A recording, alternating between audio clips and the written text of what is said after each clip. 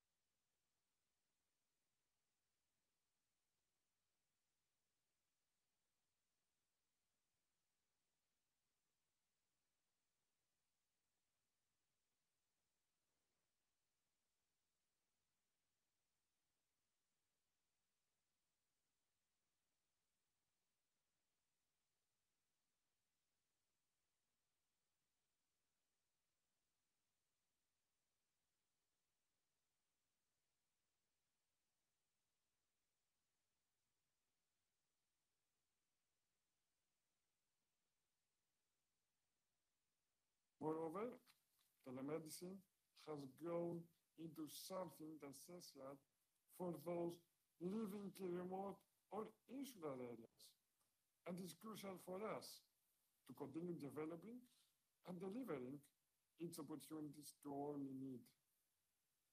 Biomedical technology has also played a vital role in the pandemic response. From masks to ventilators, these technologies have not only enabled us to respond to the current pandemic, but they have also laid the groundwork for future advances in healthcare and pandemic preparedness. And we must ensure that everyone remains resilient, prepared, at the forefront for all technological and medicinal advances. As we look to the future, it is clear that innovative technologies will continue to play an increasingly important role in healthcare delivery and pandemic management. However, we must also ensure that these technologies are accessible to all and that they are used in an ethical and responsible manner. This will require strong regulatory frameworks and investment in research and development. In Europe, we have made important strides in these areas. The European Commission has launched the EU for Health program, which aims to strengthen healthcare systems and promote innovation in health. We have also begun the process of establishing the European Health Data Space, which will enable the secure sharing of health data across the EU. However, there is still much work to be done. We must continue to invest in research and development, and we must ensure that all manner of innovative technologies, including telemedicine and biomedical technology, are integrated into our healthcare system in a sustainable and equitable manner. This will require collaboration between policymakers, healthcare providers, and technology companies, as well as engagement with patients and academia. In conclusion, I believe that currently the EU has a unique opportunity to transform healthcare delivery and pandemic management. However, realizing this potential will require a concerted effort from all stakeholders. And this is was my concept when with my team we composed this three-day conference. And I think that we are in the process of building our European Health Union, so it's important to create strong foundation on this ongoing process, and we need to combine all these manners in order to have good results. Therefore, we would like to share with you our ideas, our fears, the innovations, and we created this conference. To this end, I would like to thank all my staff for preparing this great conference. Ms. Penju, Mr. Atonakakis, Mr. Koulianos, and Mr. Tachidis. And I'm very glad to have you here. And I think that altogether we are prepared for the challenges of the future, and we are harness the power of technology to improve the health and well-being of our citizens. Thank you very much, and I'm here to listen and to exchange all the views. Thank you very much again.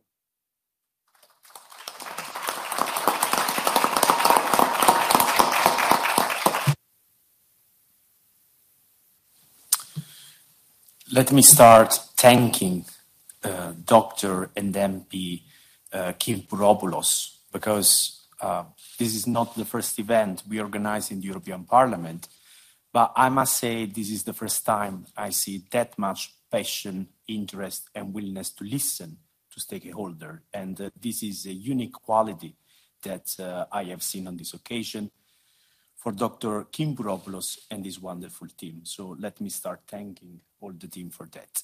And now, as president of EAMBES, I'm more than happy to welcome all of you here. In the interest of time, I will not talk much now, and I will leave the floor to Professor Palikaragis for chairing the first session. Thank you.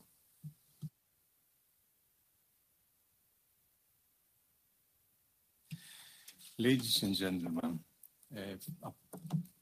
please allow me, first of all, before starting, to express my gratitude to Dr. Kympouropoulos for giving me this opportunity to moderate the first session.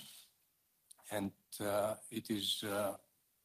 have to declare that in Greece, not only the more than 500,000 voters that voted him to become a member of the European Parliament, but all Greek citizens are proud of him. Thank you so much again, Dr. Kympouropoulos. And of course, I have to thank my friend and colleague, Professor Pekia, for also co-organizing this event and probably mention my name, and that's how I'm here today. So I will moderate the first session, and I think that compared to the program, we have to change a little bit the agenda and the sequence of speakers because of some problems, technical problems. The first session that I will moderate is on innovation and technology as gateways for a safer and healthier future, and focus on the impact of COVID-19 and the lessons learned.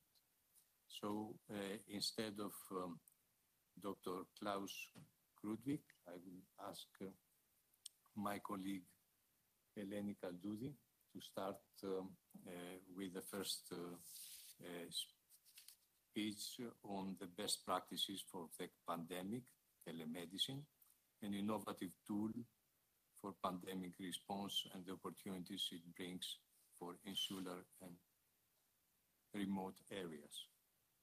Eleni Kaldoudi is president-elect of EAMBES. I think from tomorrow will be the president of EAMBES, or from today afternoon. She is coming from the University of Aristotle University of Thessaloniki, and she is professor of medical physics and telemedicine at the School of Medicine at the University of Thrace. Eleni has acted as a member of the Greek National Representative Team for EU Framework Program 7 on capacities, and she is a reviewer and very active in scientific journals. And I'm glad to welcome here as a colleague and friend as well. Eleni, the floor is yours. Professor Palikarakis, thank you for this warm introduction. Ladies and gentlemen, my dear colleagues, I would like to congratulate all the organizers for putting together a mostly rich program for today's event. I'm especially grateful to you, Dr. and MEP Stelios Kimbouropoulos, for inviting me here to offer some insights on the state of play of telemedicine. So I will first highlight some facts and then attempt to draw some conclusions and suggestions. Since the first telephone transmission of an electrocardiogram by the Dutch physician Eindhoven in 1906 and the science fiction article by Gernsback back in 1925, which predicted telemedicine in the form of telediagnosis and then teleexamination via the radio, well, telemedicine has come a long way. Today, we define telemedicine as any clinical service offered over a distance using information and communication technologies. However, telemedicine is only a part of a multitude of services offered over a distance, covering the entire spectrum of preventive, promotive, and curative healthcare. Even more, currently, patients and healthy citizens alike can enjoy a variety of technologies and applications that support health, well-being, care, and clinical services at the point of need, and not only over a distance. Well, this continuum we call e-health or digital health. Well, research interest in telemedicine starts around 1975, with increasing rates during the 90s. You can see, I hope you can see in the graph, the evolution of scientific articles on telemedicine as a percentage of the total biomedical literature included in PubMed, which is the largest biomedical citation database. Well, as it happens, publications in the field of telemedicine are only a subset of e-health publications, which are produced at a significantly higher rate. Well, to better understand the evolution of the field, just before the pandemic, we used algorithms to perform topics analysis on this collection of more than 30,000 publications in e-health. Amongst the many topics we identified, discussion about telemedicine, although considerable, shows a decline. However, there is other evidence to suggest that this might be due to the fact that telemedicine is now shifting from research to implementation. Indeed, a recent publication showed data from more than 2,000 studies evaluating telemedicine implementations in 53 countries in the whole European region. Overall, that accounted for around 60,000 enrolled patients from 23 countries in this region. And you can see the red part in the upper part of the image.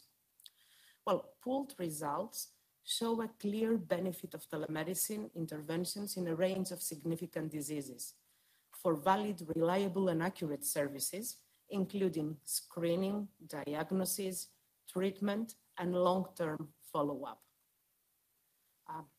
I would ask, please, to advance the slide. Okay, here, thank you. As with many other fields, the recent pandemic has escalated the use of telematics. Indeed, scientific publications in the field of e-health and telemedicine alike showed a steep increase during the last 2 years. Adding this recent experience to previous findings, we can attest that telemedicine has the power to break down geographical and social barriers and expand access to health services. In particular, to support insular and rural areas, as well as secluded and immobile patients wherever they may reside. To extend expert care to everyone and everywhere.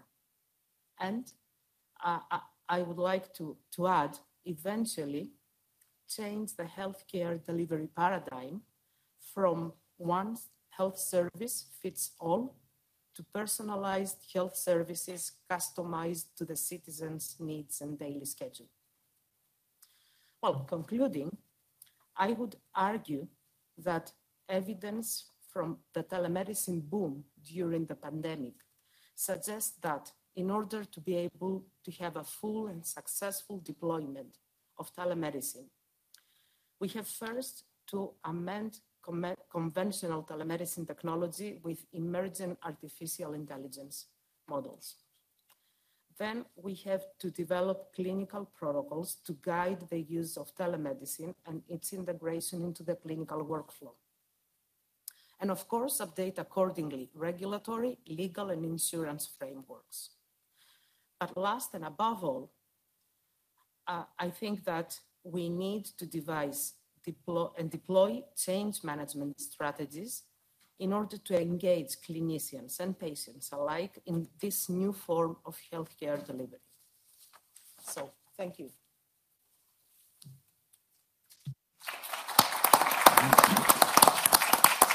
Thank you very much, Professor Cardoudi. I think that we are going to have the discussion and the question and answer session at the end of the 2 sessions.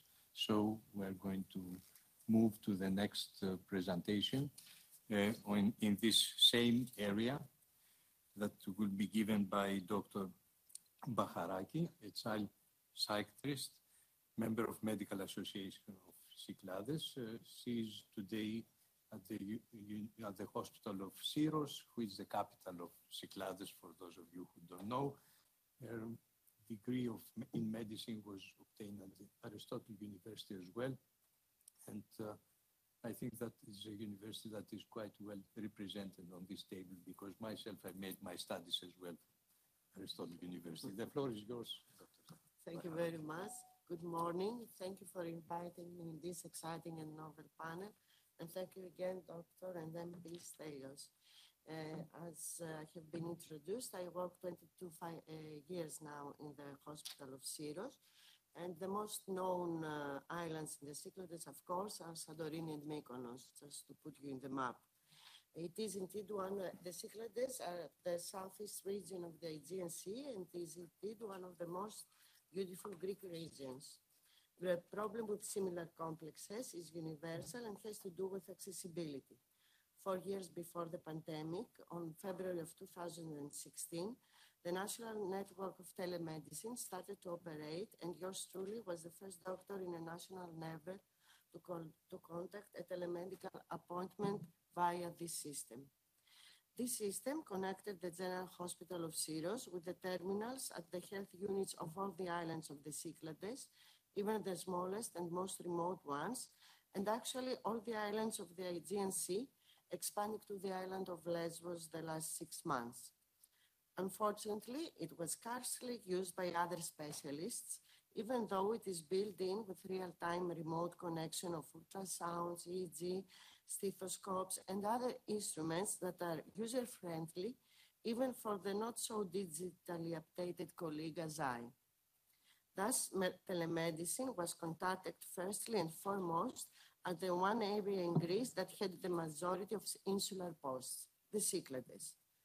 At the first presentation of the system in May of 2017, at the annual National Psychiatric Conference, there were 3 speakers, me, the IT expert responsible, and a doctor from a remote island, the facilitator, as is the term we used, and only one person at the audience who was dragged unwillingly.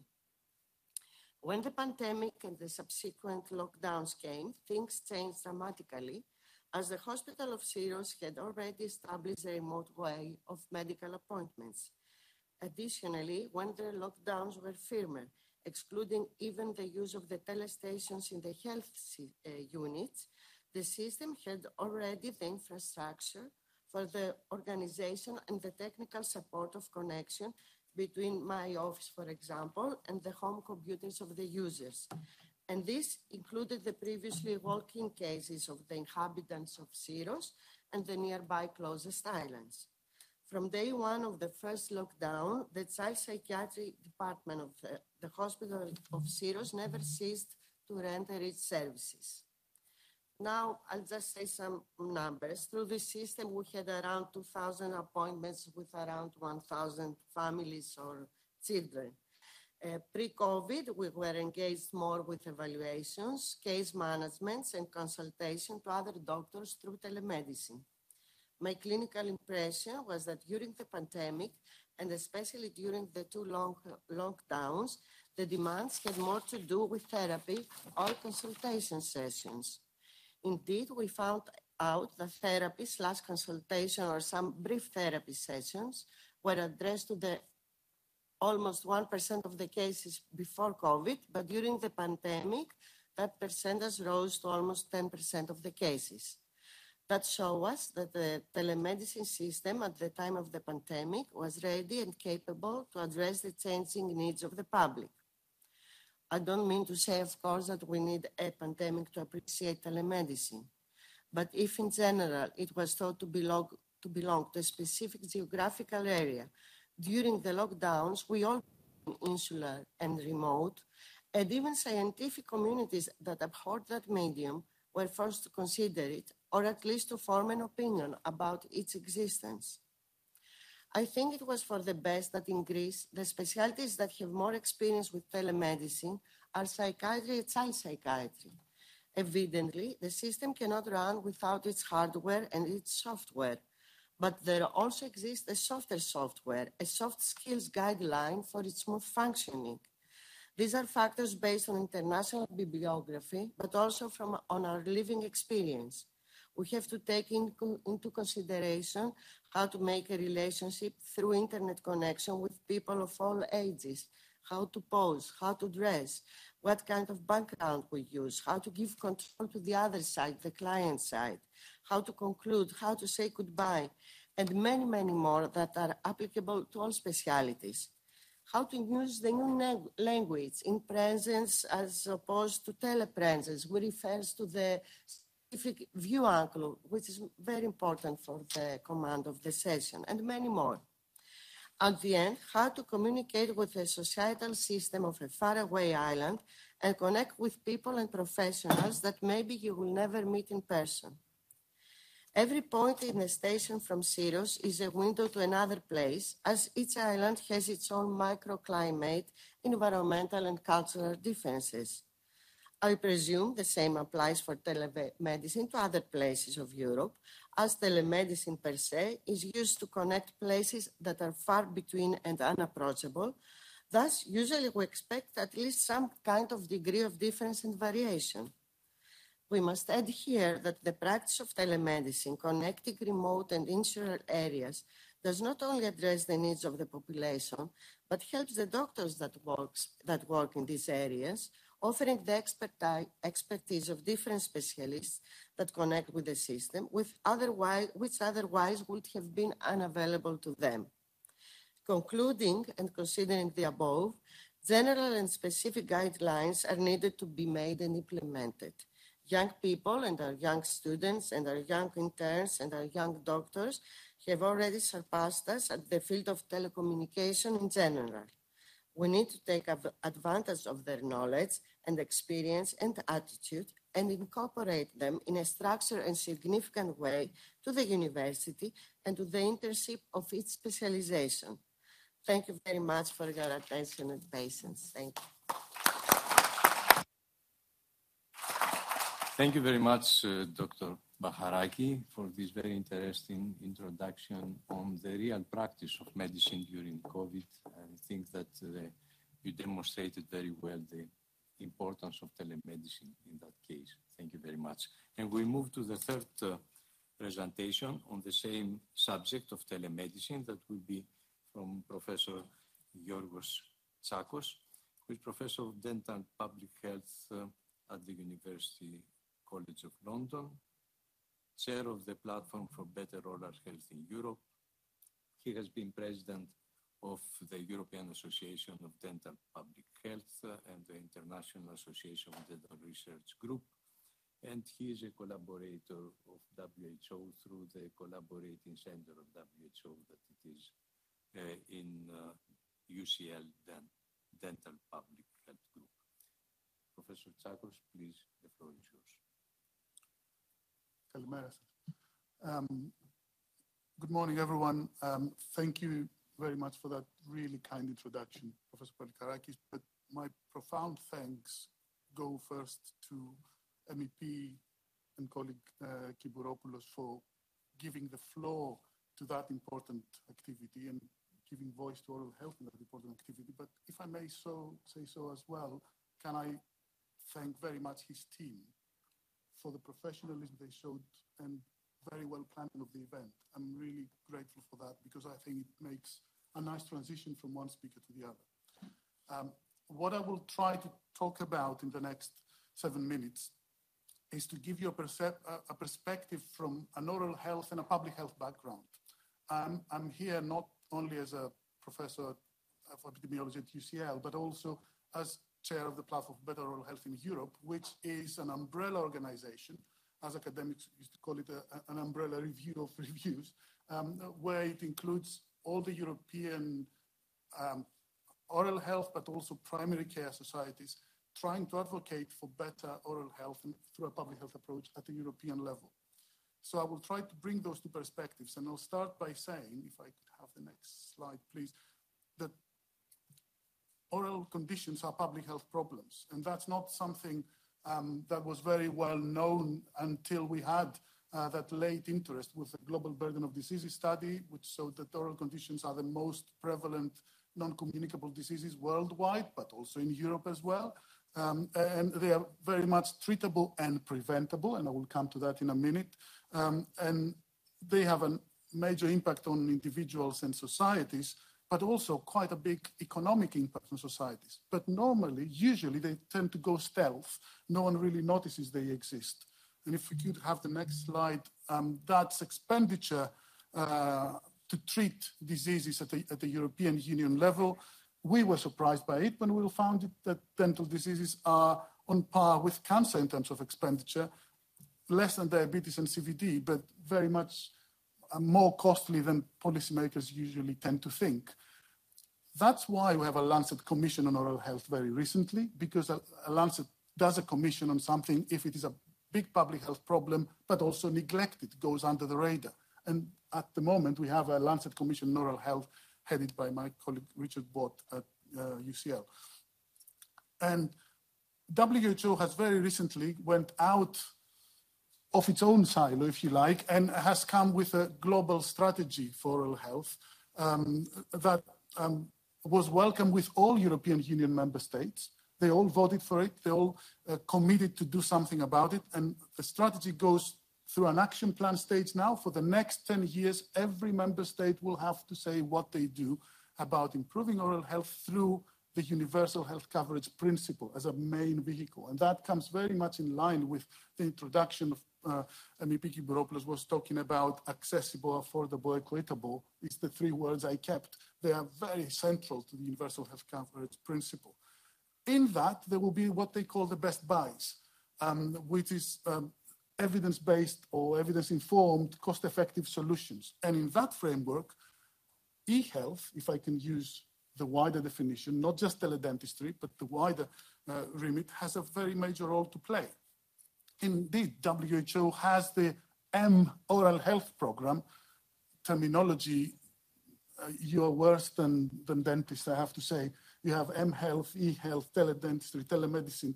It's endless, and people choose what they pick. I'm glad Professor Kaldouzi put it in a straight line and clarified what the definitions are and where we are with this. And if you look at the four pillars of that, the one is about literacy, the second is about training, then early detection, and then surveillance. Pillars 2 and 3 receive an awful lot of attention, if you like. Pillar 1 tends to, but in a very narrow focus, I would say. It's just the literacy bit, whereas the health promotion bit that stays there and could be expanded further. And what also is there, and I would like to highlight it, if you can see the slide, it talks about policymakers. I think there's something involving the civil society, the media, the policymakers into a health advocacy. And we in oral health try to do that over and above our forces, but I think it's a general health issue. We tend to have that debate closed in our silos, not engaging with the wider stakeholders sometimes. And I think this group is probably one that does engage with the wider stakeholders. If I go to my other clinical specialties, that's a bit more of a silo approach. And I think that's very, very important to consider. So, the fourth one is talking about surveillance and how we can use solutions to help epidemiology. And that's not part of today's discussion, so I will bypass it, but it's nevertheless very important and very close to my heart. So thinking about how that came to being, and Dr. Bacharaki was saying before that we didn't need a pandemic to sort of appreciate teledentistry. No, we didn't.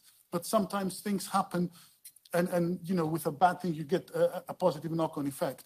And it's interesting that when the disruptions in services and in oral health services were like every other service, even more so, services were completely disrupted in the beginning of the pandemic. When that happened, there was suddenly a very high interest in telemedicine solutions and how they can be used in oral health to screen patients, monitor progress, triage or give advice. Well, that was always there. There was no need for a pandemic, but no one was really using it. No one was applying into context. It could get even worse because particularly for oral cancer, that the pandemic has a significant impact on prognosis and quality of life. Oral cancer is anyway diagnosed very late. That happened even later. And suddenly people realized that there was a tool there they could do something about. Better late than never, I would say. So I think there's major opportunities. And if I could have the next slide, please, going towards the end. So the major opportunities, and I'm repeating, I didn't know the introduction that would happen at the beginning about access and equity, but I'm repeating what previous speakers said, so I will go fast with that. The major issues around improving access to oral health care, doing it in an equitable way, in a way that deals with affordability and other financial type of barriers. I would see it as an important tool for integrated health care, including a wider package in the Universal Health Coverage Compendium. We shouldn't just stop to deal with the emergency of care provision. It is a tool to be used in general. But as with every opportunity, there's also things to look forward to and be mindful, and the devil lies in the details. So for me, there's three messages from me here. The first one is to make sure we adapt to context.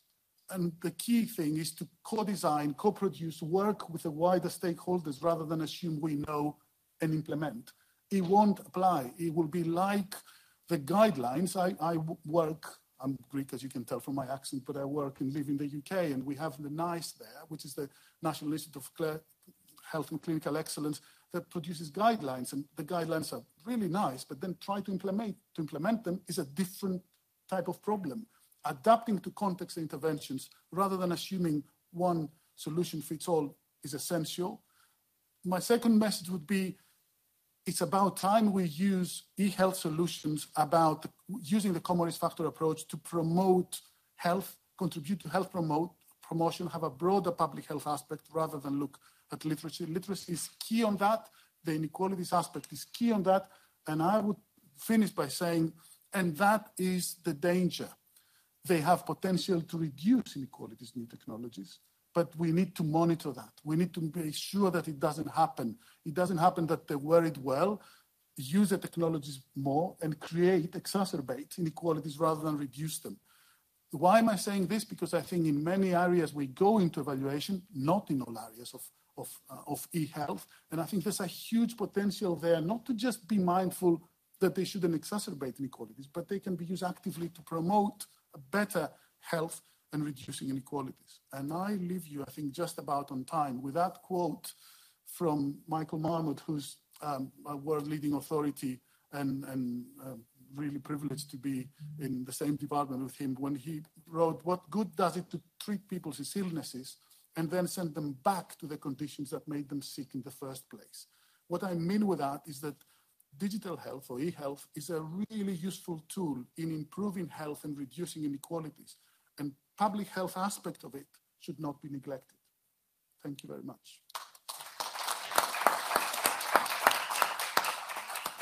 Thank you very much, Professor Tsakos, not only for the very interesting presentation that you gave, but also for the way that you gave this presentation. I think that you speak with passion and you believe on what you are saying.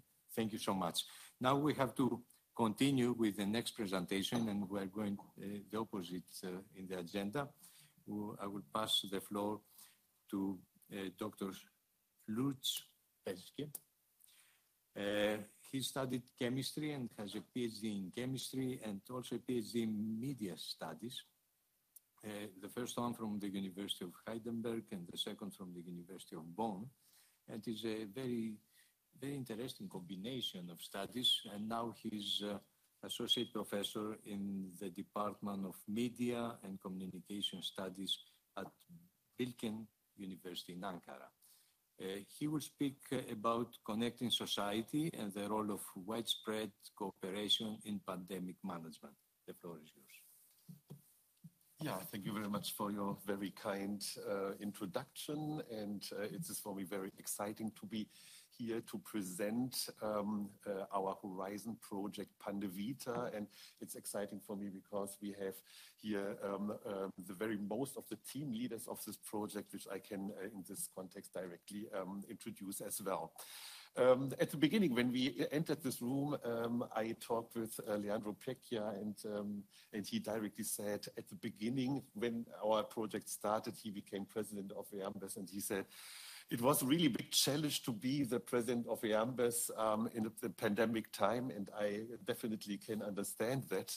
When I created this project as a proposal at that moment, my understanding was, or I was a little bit naive, my understanding was, when we are granted at that moment, the pandemic time will be over.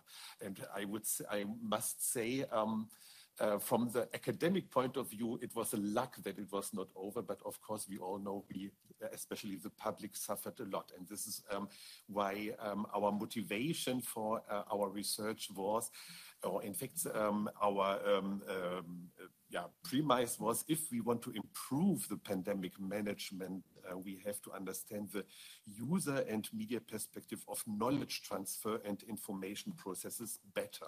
And the basic model what we used for our research was the quintuple helix innovation model by Karayanis and Campbell. And in fact, they found out, or in fact, the model says that if we are talking about sustainable developments and we have to include pandemic or health issues as sustainable development processes as well, at that moment, 5 systems have to collaborate with each other. This is the academic or educational system, the economy, the natural environment of society, the media and culture-based public, and politics. And they have to collaborate, especially in the knowledge transfer, and everybody has to contribute with their know-how and has to participate from that.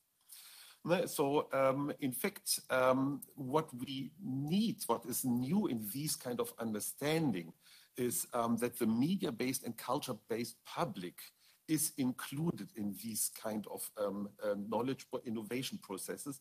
And we have to understand how we can include them much stronger in knowledge production. So it means citizen science involvement processes avoids, or this is our basic understanding, opinion-based discourses and leads to more evidence-based actions. And therefore, we wanted to create a COVID-19 tracking application to understand how we can include, with help of these CTAs, the public more inside of the knowledge exchange.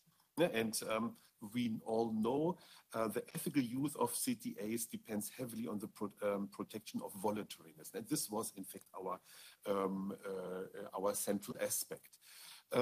So therefore, in our Pandevita project, we developed a Pandevita platform, which was divided in 2 parts, in the Pandevita dashboard and the Pandevita app. But before we did this, we made a lot of research about what is at the moment state of the art and how do we have to understand these kind of topics. So the first, what we did, we wanted to understand the legal and ethical boundaries in Europe a little bit better. And this research was executed under the lead of Selda Güneş-Peşke. She is law professor at Ankara Yıldırım Beyazıt University, and with her team, we got this kind of better understanding. So, in fact, what we understood from this analysis is when public health is the main issue to be protected, it can take precedence over the fundamental rights, and exceptional provisions can be applied in the regard under emergency situations. So, it is always, in fact, a kind of conflict, which is, in fact, the priority and what is, in fact, needed in the special times. And the second part of this research, which Selda Güneş-Peşke executed with the team, was in fact about the understanding of vulnerabilities in pandemic times. So therefore, especially our focus was the gender aspect in COVID-19 crisis, and she executed in Ankara a focus group event with women which were working in decision-making processes from UN Women, from the International Labour Organization, and different other organizations. And as the result, she prepared with the team a policy brief with certain recommendations. I only want to mention 2. One was the equal pay work of equal values should be encouraged, and violence and harassments need to be prevented, addressed as issues and eliminated. The second work package, or in fact work package 3, which was executed and led by the team of EAMBES, especially from the team of Eleni Kaldudi, was in fact we wanted to understand a certain perspective of voluntariness, and we executed 3 case studies. One case study was executed by my team. It was about information and knowledge exchange through general practices in quintuple helix pandemics, this is quite interesting because the general practitioners had a very special role inside of that. They were on the one hand side the services for the public, but at the same time also, like in fact media, in fact has the double function in the system. Public, they mediated the knowledge transfer in the system of science, politics, and economy to the public. And this was really a big challenge, what we have definitely to consider for the next pandemic, which most probably will come in the next decades.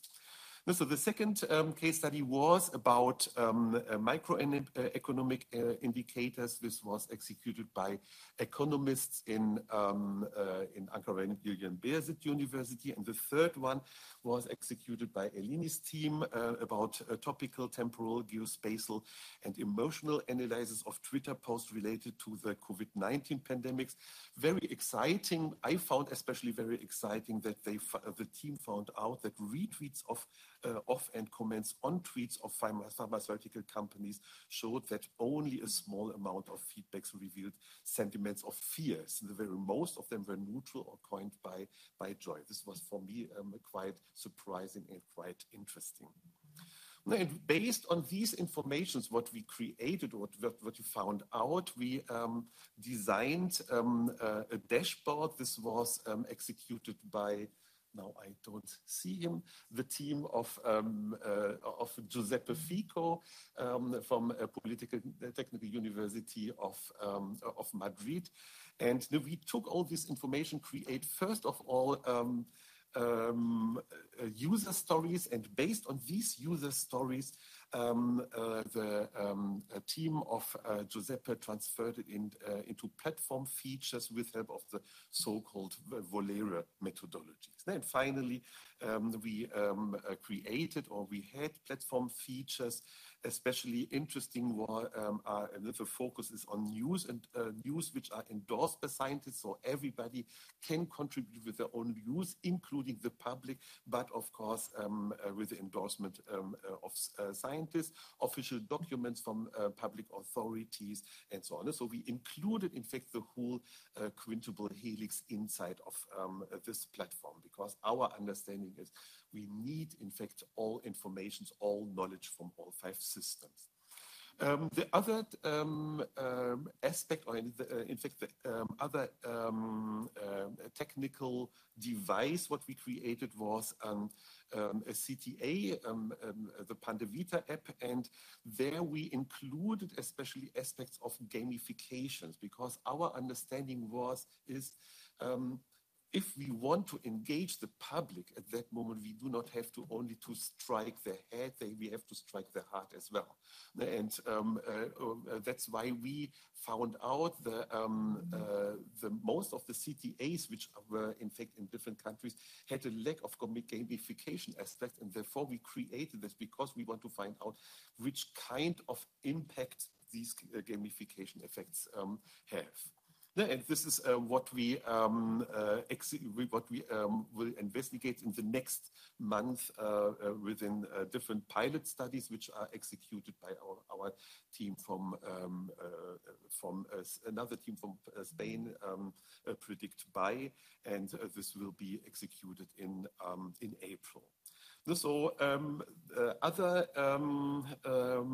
the dashboards and will be analyzed with help of pilot studies as well, starting with April, so we can present the results of that in June when our project ends.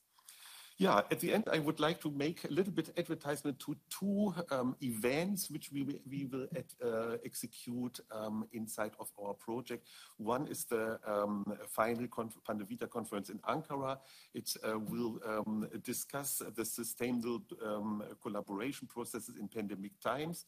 In June 8th till 5th at Bilkent University, you are all cordially invited to come. We have already 2 very honorable keynote speakers. One is David Campbell, one of the fathers of the quintuple helix model from the Technical University of Vienna, and the other one is Figen Çişmeci, professor and member of the National COVID Science Board in Turkey. So if you want to come, you are cordially invited. The call for papers is still going on, therefore, please feel free to submit your paper for contributions. And the other one is a very hot news that why I couldn't communicate it with my Pandavita team yet.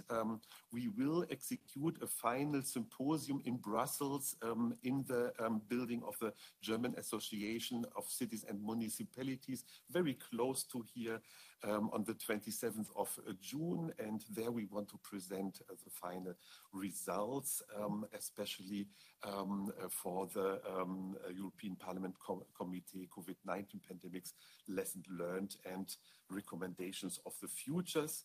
If you want to have further information about that, please subscribe our newsletter, follow our channels, and thank you very much for your attention. Thank you very much, Professor Penske, for this very interesting presentation of this very important project. We will try to join you in the two events probably. Now we have to follow the inverse route, and we continue with a presentation from Professor Giuseppe Limoncelli on the implications of COVID on different sectors and the challenges for patients and practitioners. I think that he will join us through internet. Yes. Good morning. Good morning to everybody. Sorry for the delay. I had some problem with connection. Can you hear me? Welcome. Yes, we hear you. Okay. Professor Limoncelli, thank you very much for being with us even from distance. And this is a proof how tele means today work. Yes, Professor absolutely. Limoncelli is Associate Professor of Cardiology in the Department of Translational Science, Università della Campania, a full professor and director of Inherited and Rare Cardiovascular Disease Unit at Monaldi Hospital. He has been working with many national and international guidelines committee, and he's an editor-in-chief. He's the editor-in-chief in cardiogenetics, among many other titles that he has. So the floor is yours, Professor Limoncelli. Thank you very much. Thank you for this invitation. It's really a pleasure and honor to be here. And I have to say that I'm learning a lot. So I will try to bring you in the, let's say, in the patient world, particularly fragile patient, starting from the background, what was the impact, of course, of COVID on the health system. And we all remember that the first wave had an immediate result on mortality and morbidity of COVID related to COVID-19. The second wave had an impact on research restriction on urgent non-COVID condition. The third wave had an important impact on interrupting the care on chronic condition, including fragile patient as a rare disease patient. The fourth wave is still ongoing with all the psychological, economic problems and also the burnout of the healthcare physician. Next, please. And bringing you into rare disease world. The word rare disease probably give us a different perception. Of course, taking isolated, they are rare condition, 1 on 2,000, but we are talking about 300 million people in Europe and US, in the world, 30 million in Europe and US. And they are mainly genetic and pediatric disease, but we have a very broad array of different conditions, and only 6% of these patients have a definite drug, a definite cure. Next, please. So the challenges on this fragile patient were really lots. Challenges related to delayed diagnosis. We know that a delay in diagnosis in patients with rare disease is median 4 years up to 10 years, and this is not acceptable, of course, and COVID worsening things, scarcity of proper treatment and care in this situation. We also had many problems to conduct our research trials, of course. The patients, for their condition, had specific problems related to different inherited or rare condition. There was some concern regarding vaccination of this patient, and of course we had to adopt some specific tools, including technology, including telemedicine, that was so important to reach our patient.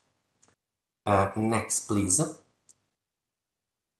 And of course, we also try to create guidelines.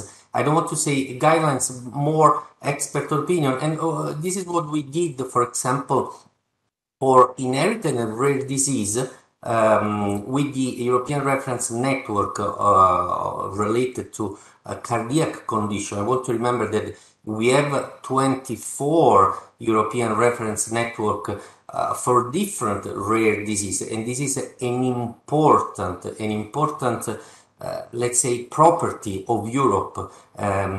It's not present in other countries. It's not present in US. And these guidelines try to help us to understand what was what was really urgent for our patient, like devices or surgery, and what was possible to do by technology, by telemedicine, like consulting, family screening, follow-up of our patients. Next, please. We also adopted some, in Italy, some guidelines coming from the ISS, the Istituto Superiore di Sanità, and this was really helpful to consult our patients in our local, but also sometimes national patients, and also to reach some remote countries or even the islands. I want to remember that around Naples we have nice islands, but not just around Naples. And this was really, really important. Next, please. And as a coordinator of the network in Campania region, I tried with all the network to try to make a picture of the situation, and we used the regional registry on rare disease to make this picture. Next, please. And I would like to show you, this is the photography of 2018, 19, and 20 for the months January, February, March, and April. And as you can see easily, in March and April 2020, we had a really important fall of diagnosis for rare disease in Campania region, but I'm sure this data can be similar in other regions. And next, please. We also conducted a survey to understand what was the problem, which problems our network of physicians faced during the first wave, and of course the access to diagnosis, the access to follow-up of the patients, the lack of personal protective equipment, the lack of guidelines, and also the home therapy that was not available at the beginning was something really problematic. And so, of course, the action was access to home therapy and non-delivery for our patients, and teleconsulting that helped a lot to reach rare disease patients. Again, next, please. We also conducted a study to understand a link between some specific therapeutic profiles using big data and also the infection of COVID-19, and we found a link between the use of cardiovascular drugs and metabolic drugs with the infection of COVID-19, and this probably has been related in some way to the comorbidities of our patients. Next, so this is the last slide. It's just, let's say, a summary, but also some kind of take-home message. This is an editorial we did with Domenica Taruscio, Istituto Superiore di Sanità, Annalisa Scopinaro from the Italian Federation of Patients, just trying to discuss what we did during COVID, what we learned from COVID, and what we need to develop. Well, what we need to develop, probably we need to learn how to use new technologies to facilitate, suspect, improve diagnostic delay, and improve outcome of our rare disease patients. And we are working, I have the opportunity, and I'm really lucky to work with Professor Leandro Pecchia, also to improve AI methods in rare disease patients. We need to improve education in rare disease, but also education on the use of technology in rare disease, and this can be planned with the ERN and the European Commission. And we need also to listen more to the patients, understand what are the unmet needs, and in some way learn, teach to the patient how to use also technologies, because we need in some way a feedback from the patients if we want to use technology. And also probably we need to understand how to use technology to prevent future events, particularly for fragile patients. Thank you for your attention.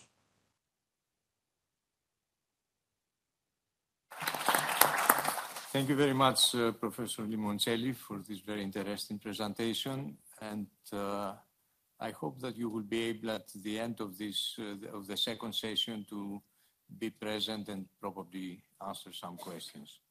As far as I understand, Dr.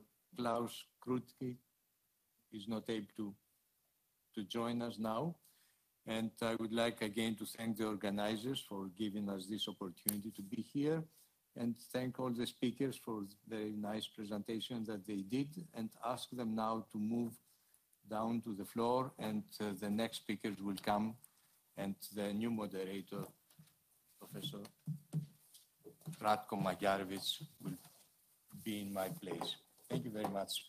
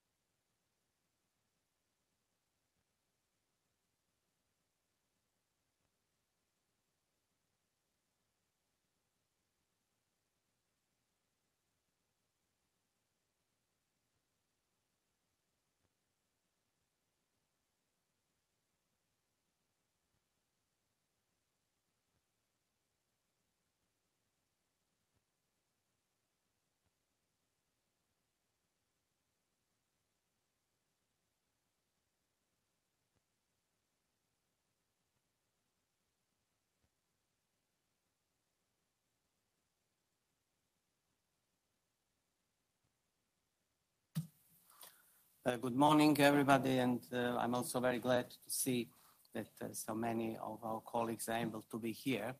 First, of course, let me thank our host here, Dr. Kimpuropoulos for organizing this session. And as much I can see, until now, all the technical details have been, from the human point of view, organized excellently. It's only the technology that made this little gap. So since we lost some time due to these problems, I would like to immediately start with presenting the next presenter and let him actually take the floor. So our first presenter is the president of the European Alliance for Medical and Biological Engineering and Sciences, Professor Leandro Pecchia. He's coming currently from Rome, where he is a full professor and at the University Campus Biomedico. So he's also involved as innovation manager of the World Health Organization for research and development, the blueprint and COVID-19 pre-program. So Leandro is really very much engaged with biomedical engineering societies, and currently I'm very happy to say that he is also the Secretary General of the International Federation for Medical and Biological Engineering. So that is the most difficult position, actually, because all the organizational issues go through him, and I'm very happy to have him as Secretary General. Now I leave the floor to Leandro. Thank you very much for organizing this event as well. Thank you, Ratko. I'm just a guest. Okay, so in the interest of time, you heard all those little names, and then you may ask yourself, when do I work? Well, the point is that those are all very interconnected dots of one wider ecosystem. So as European society, we are part of the global society, and we are not just scientific societies. We are NGOs in official relation with United Nations, particularly WHO. So this is part of our job to bring support to public health. Next slide, please. Well, I wish I could read, but I wish you can read. So if you can read the first sentence, which, if I remember well, says that doctors were unable to cope since they were, well, trying to, well, I cannot really read the sentence, I hope you can, but if you can, I challenge you to guess when this sentence was written. Can any of you guess, unless you know the sentence? How many of you think this was written during COVID, for instance? Can you raise your hand? How many think that it was written in the last 10, 20 years or 50 years? 100 years? Well, if we click next, this was Thucydides, an historian from ancient Greek, which wrote this sentence 400 years before Christ because of the plague in Athens. And if we take this seriously, this is a proxy for how little human being can learn from our own mistakes, from our own experience. And that's scaring. First thing is we need to be aware that we need to be reactive and proactive, avoiding this is happening again. What do we mean by preparedness, readiness? Well, I adopted the definition of the World Health Organization, which just says a country has to be ready to react, okay? And that's where exactly we need to react. You see the square in red, that's before an event happens in order to prevent or eventually control, so avoiding that the curve becomes too wide. If you go to the next slide, can I ask you whether we were ready to do that when COVID came? Well, there is nothing to laugh because this was a great disaster, but the images are more clear than any word. We were unprepared. And what is the situation now? Well, now we have novel standards. Now we have defined a new concept, community mask. It was not there before COVID. It's the mask you can wear, which are not medical devices, are not PPE, but you can wear them daily in a context of universal coverage. And we have now best practice that we should learn from and just build a library so that we know where to start, because the next challenge will be different. But if we know where to start, we gain some time. And that's for medical device. Again, this is just general press from March 2020. There was a huge call to react. We were in shortage of medical ventilators, and from the States to the UK, there was a great effort in asking other companies to manufacture medical device, car manufacturers, consumer electronics. And if you read the last two titles, It was a dramatic failure. None of those ventilators entered in service. And you can say, look, it was difficult. What would you would have done? And if you go on the next slide, I don't know what I would have done, but I know how great they did in Italy. So the Italian government went to the Italian manufacturer of medical devices, of medical ventilators, there are 7 in the world, and they asked them, what do you need?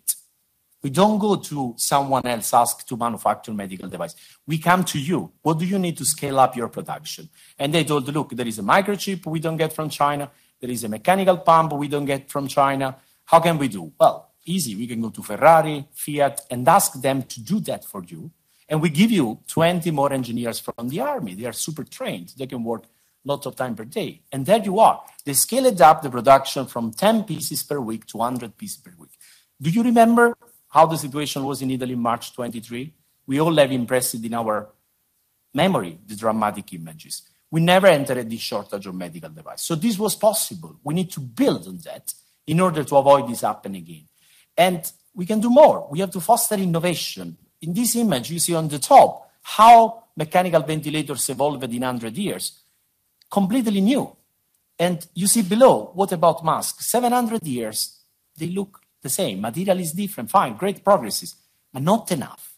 And that's because there is not a big push. There is not one big player plaguing the Commission to invest in this area. Probably there is a lack of interest. As rare diseases, we have to subsidiate research and innovation because otherwise we are not getting what we can get out of it. Next slide, please. Well, don't take me wrong. I think what we did during COVID was a massive, impressive achievement. I will not read all of that, but those are the milestones in year 1, from the definition of the new disease, calling for an emergency of public concern from the WHO to the definition of pandemic. In only 7 months, we defined the criteria to assess vaccines, and then we got the first vaccine in the public domain. There are diseases killing much more people now in Africa, and we still don't have a vaccine. So this is a gigantic achievement. Don't take me wrong. The same for PPE and medical devices. We got the first document on how to use PPE in a context of shortage. Great achievement from the IPC emergency team in the WHO, Madison. And the same for essential list of medical devices. This was massive achievement. Yet, if we had this library before, we would have not missed those 7 months. If you think, I didn't want to put this there, but if you think about the number of people getting COVID and dying in those months, with this 6-7 months gap, we could have saved thousands of lives. Okay, so this cannot happen again. And if you go on the next slide, it's my contribution on where we can start. In the WHO, together with stakeholders, we created a list of priorities for research. We know the gaps because we have been there. Next slide. We even know how to do innovation. So if you read this last publication from Adriana Velasquez's team, it not only tells you what technology we need in the context of scarce resources, and Europe for the very first time was in a scenario of limited resources after the Second World War. COVID created in Europe scarcity of resources. For us, it was a cultural shock. If it happened, it may happen again. So if you read this book, apart from the technologies which is in there, is the methodology. What do you need as an innovator to be sure you get an impact? We did it. It's there. Next slide. And this is just my conclusion. I wish I could read. So in order for this not to happen again, we need to work together. We need to start from lesson learned. We need to avoid info pandemic. If innovators want to give contribution, if governments want to give contribution, let us coordinate. Let's go where there is knowledge and ask, hey guys, what do you need? This proved to be far more effective than just try anything. And reduce info pandemic. There are 3 things that on the long term, we need to learn how to do better. To be more inclusive, to be more sustainable, and to be, and I don't read the third and I don't remember. What do you mean by sustainable? Economically, but also environmental sustainable. So we need to be sure that our innovation is sustainable, affordable, accessible, but it's not worsening our planet condition. So it has to be green. And there is, for instance, now a great call on greening hospital. That's great. But we need those criteria to be in any call, forthcoming call. That's important. Inclusive. What do we mean by inclusion? Well, I don't think abstract concept. We still don't have enough variety in our community. Women in STEM. trial early researcher. We don't have means to subsidiate them when they need more. Till PhD, we have gender parity. When they start postdoc, and postdoc are all mostly financed by European Commission, we lose this gender parity. What it would cost us to get a founder to get career break when you need it more, when you are frail? And this can probably solve one of the thousands issues that we have in Europe in terms of gender, but not only gender, all sort of variety. And cooperation. We are now working, for instance, on the European health data space. This is a great achievement. This will be a massive enabler together with the GDPR. Once we overcome the transient and implementation, fine, but we cannot leave Africa behind. This cannot become another mean for digital divide. We have to do that, once again, we unite the nation with our neighbor country to be sure that we don't leave anyone behind. And with that, I would stop. Sorry if I got too long. Back to you. Thank you very much for the interesting presentation and also for showing the leadership. So the next speaker is Dr. Alexander Olbrechts. He's coming from MedTech Europe as a director of digital health. And before joining MedTech, he was also in this area of the business. And today he will be talking about the impact of COVID-19 on the MedTech sector. So the impact in research, innovation, and implementation. The floor is yours. Thank you. Thank you very much. And thank you for the invitation and the extremely lovely introduction. So as mentioned, I'm the Director of Digital Health at MedTech Europe. Next slide, please. And MedTech Europe is the European association representing the medical technology industry, mainly medical devices and vitro diagnostics, and where I'm the most fond of digital healthcare. Next slide, please. Of course, this might sound a little bit abstract, so let me give you some examples of what we actually produce or manufacture or develop. With regard to medical devices, you can see a hearing aid on the slide, if it's visible. You can see a special bed for people with certain pathologies, and those are the medical devices. If you walk into a hospital, just by entering the door, you will encounter multiple. Another, previous slide, please. Other thing that you can see here on the slides are in vitro diagnostics. A little bit more abstract, but if you go for a sample of your body and it goes through a laboratory, it will pass through one of those IVDs, as we call them. Lastly, for digital healthcare, those are the applications that you can see. An example here that it's much more difficult to find a good picture for this, but one of those is, for example, the monitoring of blood glucose levels in diabetic patients.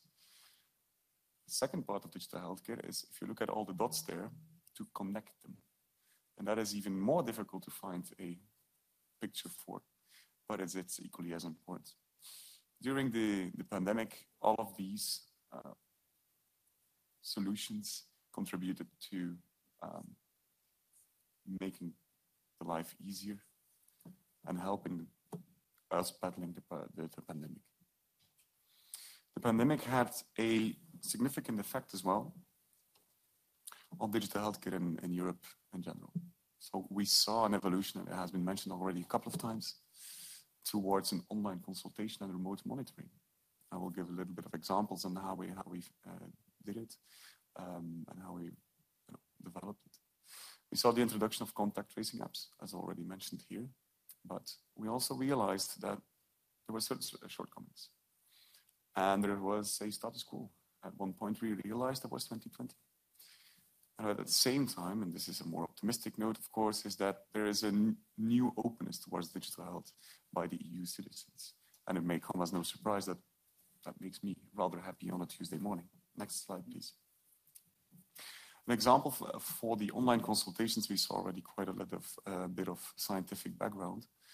But let me give you a more pragmatic example. So we saw an increase of 2,000-fold of hours of general practitioners in Germany using online consultations, video consultations. It went from 583 to 1.2 million hours. I mean, this is a lot, and it's even more to make it really tangible how much this actually is. At the same time, not only the consultations where you talk about, okay, let's see if you have COVID, let's see if you have another condition, let's see chronic care, how that is being developed. But a lot of other people that needed to go to the hospital for chronic healthcare and therapy, well, this was a time where distance was of the essential. And what can allow distance and quality of care? Monitoring, remote monitoring tools. One example here is the musculoskeletal disease patient have received exercises pre or post-operative in order to prepare them or help them to go through this process. Other examples were patients that needed a follow-up, but it was possible to find that chronic care via remotely, and thus respecting that distance and having vulnerable people not going to a hospital and exposing them to potential COVID disease. Next slide, please. Another point was the introduction of the contact tracing apps.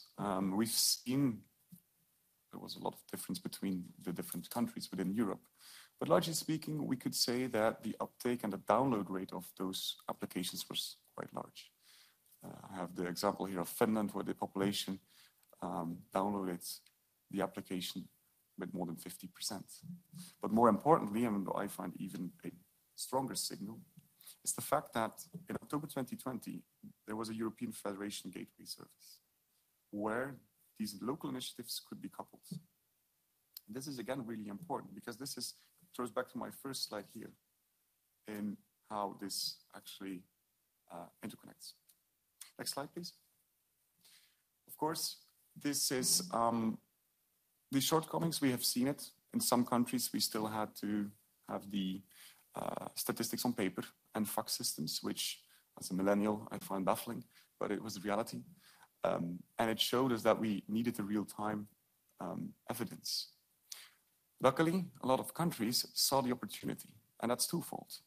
Belgium, France, they adapted very quickly teleconsultations and found temporarily reimbursement schemes for it. At the same time, other countries, for example, Germany, Belgium again, and France found means in order to adapt these new technologies. Talk about DIGA and Health Belgium to reimburse mobile health applications and to try to embed them within the system. Next slide, please. The recommendations from our experience that we want to make is that we need to keep the momentum here. It's a real risk that we lose this momentum when we go back to the way it was. And this would be detrimental for the evolution and the digitalization of healthcare in general. The European health data space already had been mentioned. I think we as an industry as well, we see this as a huge opportunity. And it will unlock a lot of new, better technologies, more proximity to the patient, and better healthcare in general. These incentives that then need to be embedded. The access needs to be ensured, and they need to be embedded in reimbursement systems of digital health to make them permanent, sustainable within this. Lastly, new models for the developing of AI systems, and to make them, again, integrate within the system in the sustainability, in order to help patients, healthcare providers, the system, and make everything more affordable. Next slide, please. And this is my conclusion here, and it has been already mentioned, is regardless of the shortcomings, we saw a great momentum that we want to keep. And it's important to keep that. And we believe that Europe should take a very strong leadership role in here in order to make this possible. And the previous speaker concluded with the same message. I think we should work together. And we as well, we really want to be a constructive partner to contribute, work together, share our expertise in order to move forward, make this pivotal step, and bring healthcare in a new era where digitalization is no longer a third pillar in my organization, but it's integrated within the whole healthcare system. I thank you very much for your time and your attention. Thank you very much for your presentation. Now we have to move to Mr. Mario Gabriele Cossello, who is the Principal Administrative Legal and Policy Officer at European Commission. He will be speaking about the impact on security of supply, the need for European strategic autonomy in medical devices. Mr. Gabriele, the floor is yours. Thank you very much. Good morning, everybody. Very happy to be here with you. So I would like to thank the honorable member of the parliament and the organizers for inviting me to talk a bit about the EU regulatory framework for medical devices and in vitro diagnostic medical devices, which is the underlying references for all the ongoing and future developments with respect to public health, preparedness, pandemics, and so on. In this slide, we can mention indeed that we have now 2 regulations on medical devices and in vitro diagnostic medical devices, which have been developed in 2017 in order to address a number of problems related to the previous legislative framework, but also looking forward to improve health and safety of patients, users in general, citizens in general, and also to support innovation and further advances in science and technologies. The next slide, we can see an overview of the evolution from the previous directives. We have now 2 regulations which became applicable in 21 for medical devices and 22 for in vitro diagnostic medical devices, but with an important set of transitional provisions. We will see later on a bit more on them. Next slide. The timelines, indeed, this journey started in 2017, even before, with the preparation. And we have a perspective from now on, 23, 24, and 28 for the full implementation and going on, overcoming the still transitional provisions in place. The next slide, to underline the key changes and improvement provided by the new regulations, among others, the reinforcement of some requirements, for example, on conformity assessment bodies, on market surveillance, on registration of devices, communication with all the involved parties, and also some, for example, inclusion of certain aesthetic devices in the scope of the regulation. The idea, indeed, as I said before, was to support health and safety, support innovation, and also to ensure the adequate availability of devices for all users, patients throughout Europe. These elements went in danger, especially during the pandemic, about this very strong impact on supply chain, on availability of medical devices, also in relationship, in dynamic relationship with personal protective equipment. But for that, indeed, the Commission and Member States and all actors took and are still taking specific measures to improve the situation. In the next slide, we have some information on how the medical devices regulation work. You can see more in depth, of course, in the presentation of the different steps, but the idea is that the legislation as such is a common issue, is a common work for all the parties involved. Not only the European Commission, not only manufacturers, but also Commission, also conformity assessment bodies, Member States authorities, users, patients, and so on. This is very important to underline in order to share the same objective, the same approach to get the common goal. So again, going on in the idea we are transmitting today of working together towards the same direction. The next slide, also some basic information on the sectoral governance. Again, you can see the services of the European Commission, but then you can see also, of course, the medical devices coordination group joining, gathering member states, stakeholders at European level, and all the subgroups dealing with specific issues. The next slide, to mention indeed what is going on now.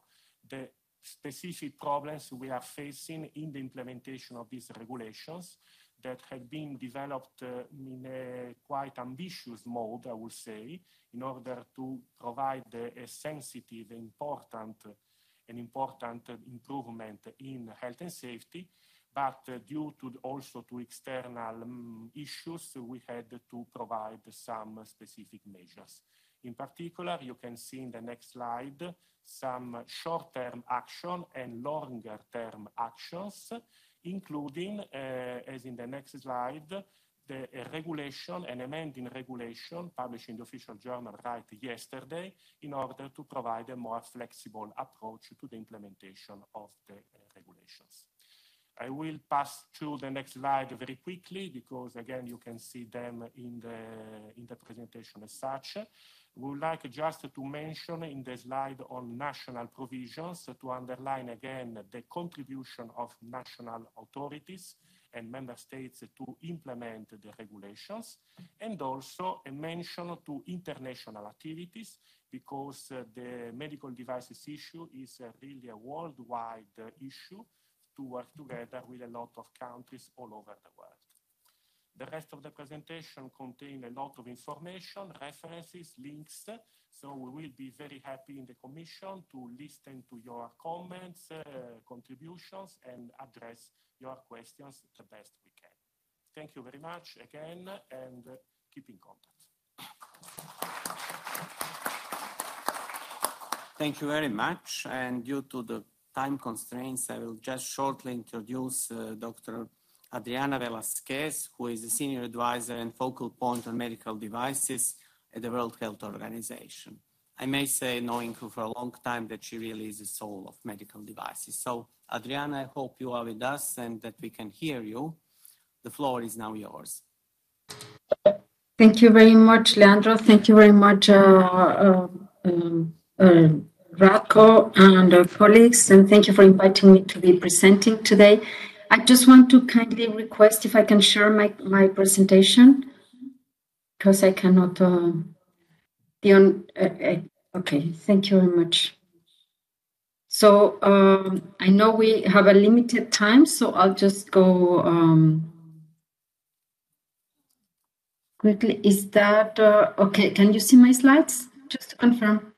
Yes, Adriana. Thank you very much.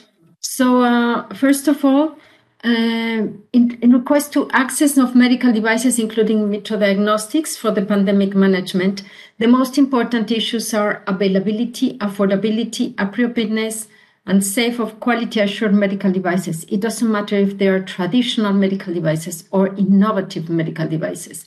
I don't know if you're all aware, but at this time, since last year, there is an intergovernmental negotiating body on pandemic prevention, preparedness, and response. And I just copied some of the paragraphs that are being discussed, but so that you know, this is a work that WHO with member states is developing. And I just copied 2 paragraphs for you. That is, for example, this one on recognizing concerns about the negative effects on prices and on the production of timely and equitable access to and distribution of vaccines, treatments, diagnostics, and health technologies. And there is another one that says measures to strengthen research and development processes for pandemic response products, such as, but not limited to, diagnostics, medicines, and vaccines in developing countries. So I think these 2 paragraphs really call exactly what is being discussed today. So just to go quickly through my slides, it is everyone, everywhere needs medical devices for protection, diagnostic, and treatment. In WHO, we have been developing the priority medical devices, which you might be familiar with. And these devices are also not only for universal health coverage, but also to respond to outbreaks and emergencies like we did for the COVID. And the idea is that we can search from all the steps from the industry, the health technology assessment, the regulatory process, and also procurement affordability, but they all need a common nomenclature. So medical devices, as you can see from COVID response, they were absolutely indispensable to COVID response and preparedness and response. And we see the same thing for any other pandemic to happen. We had to define what are the technologies that were needed for every type of intervention. And then we defined the priority medical devices list for COVID in an incredibly short time in November 2020. and they were defined which ones are needed for diagnostic, for treatment, or rehabilitation. On the diagnostics, we have both the diagnostics that are in vitro, but also diagnostics that are like blood pressure measurement, oximeters, and imaging. And this is a major issue because there is no definitions of diagnostics. There's definitions of IBDs, but not of diagnostics. So WHO is now working on this, and there is a proposal for a resolution to be discussed in WHO in the World Health Assembly on diagnostics, access to diagnostics. WHO is placing all the information in electronic platforms so that everybody everywhere can have access to it, and so that member states can have, with their national committees, being able to discuss which are the priorities and then assign it to their facilities. The three challenges that we have that are immense are the naming of medical devices, that is the nomenclature, the access affordability to innovation, and the role of biomedical engineers in decision making, because many times the biomedical engineers are not included. So we have to sit in the table, and we very much appreciate this parliamentarian meeting where you have biomedical engineers in the table. WHO is looking for innovative technologies, as you can see here. The WHO is also looking for technology access pool to share information, share knowledge, and share IP. And we have to insist on the role of biomedical engineers. And they're using a common nomenclature that we can have all the lists available for all countries that are needed. So our way forward is that medical devices are required in all health systems, specifically for emergencies, but also for universal health coverage, that they need to be quality, available, affordable, accessible, and safe. Innovation is constantly required. In nomenclature is an essential element. And please, we all need to remember that the final goal is not the technology per se, but the effective and promptly diagnostics to allow patients a good treatment. Thank you very much. Thank you. Thank you very much for being with us, Dr. Velasquez. So we have only like 4 minutes for this session, and therefore I will just announce Dr. Moon, who is the WHO Health Emergencies Program leader. Then we will have to quickly leave the room here. So I kindly ask you to prepare your questions for a discussion in the corridor. And I will also ask Dr. Pecchia and Dr. Khalidou to organize at the European Alliance webpage a platform for putting the questions and for making it possible for the speakers to answer. So thank you very much for being here. Not yet goodbye. Dr. Moon, just a few minutes, please. Certainly. All right, let's rapid fire this. Pleasure to be here. Infection prevention and control. Goal during emergency response is to initiate or maintain prevention systems as they're described here, and reduce the risk of the health facility itself as a place which congregates people who are sick, either initiating or amplifying outbreak transmission. As you can see at the, just back 1 second, bottom of the slide here, IPC is not doing well in general. Next. There's a chain of transmission. Goal is to identify which link we can break. All the links need to happen for an infection to occur. Next. This is Ebola. IPC has a very important clinical leadership role to prevent staph infections and to prevent Ebola from transmitting by using a lot of advanced techniques and congregating people together. But this is temporary infrastructure. It's not usually maintained after the outbreak, and it tends to be a drop-in response that doesn't necessarily help the health system in the long term. Next slide. This is water sanitation hygiene, which is the most important base level intervention in health facilities to prevent infection. When water sanitation hygiene can't be assured, there's very limited things that we can do because there's too many reservoirs of infection. Next slide. These are pictures of an investigation which took place in a hospital that was affected by a nearby conflict and experiencing a surge of patients and a high rate of pediatric and neonatal sepsis. This is important for 2 reasons. One is that there were many preventative controls in this hospital, and 2, the reservoirs and secondary concerns could be anywhere. What we found here could have just as easily happened in Brussels, could have just as easily happened in Geneva. Next slide, please. We found biofilms on the pediatric nutrition preparation tables and the handles used for pouring of formula, which persisted after cleaning and disinfection. We found the cardboard boxes that were used to store sterile supplies were heavily contaminated. This is tough. These contamination reservoirs, in both of these instances, you could do perfect practice and still result in an infection. The only way to determine that this is a risk is to do these types of investigations. Next slide, please. These are clinical areas which are well worth investing in for their impact during public health emergencies, but IPC is not always a key consideration for them. Next slide. This is just where all of these systems can also be used for infection prevention and control, not always considered during their development. Next slide, please. So infection prevention and control systems, whether effective or not, can help answer questions about pathogen transmission in a way that no other field really can. At the level of investigative detail you can get from a detailed patient record, tracking their locations and exposures within the health facility, combined with the level of controls possible in healthcare settings, there's nothing else that can really provide that level of information. This is some IPC research that the WHO team conducted over the course of COVID-19 on personal protective equipment with a generous grant from the German Federal Ministry of Health. Next slide, please. Yeah, well, I'm sorry. We'll have to cut your speech now. Thank you very much. And my apologies. Again, thanks to our host for providing the space and the time, and thank you for being with us all this time. Thank you.